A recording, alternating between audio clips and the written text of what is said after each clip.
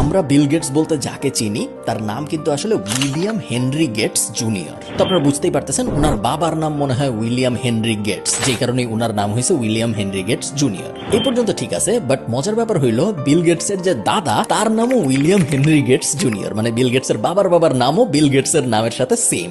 এবং Bill Gates এর দাদার যে বাবা, সো বিল গেটস এর বাবার বাবা তার নাম উইলিয়াম হেনরি গেটস সিনিয়র।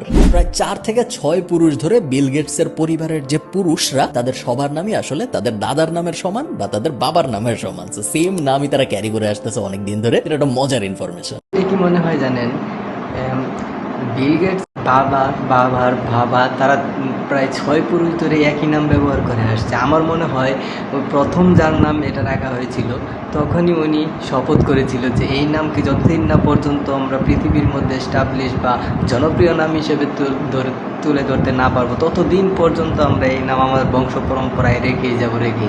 এবং অবশেষে তা করে দেখালো বিল গেটস। বিল গেটসের পর থেকে এই নামটাকে এখন আর রাখা হয় নাই, কারণ এখন বিল গেটস এই নামটাকে ওর পূর্বপুরুষের স্বপ্ন পূরণ করে সকলের সামনে এই নামটাকে তুলে ধরেছে। আমার কাছে খুবই মজার মনে হচ্ছে বিষয়টা। আপনাদের কাছে কেমন মনে হয় তা জানি না, তবে আপনারা একটু কমেন্টে জানাবেন যে আপনাদের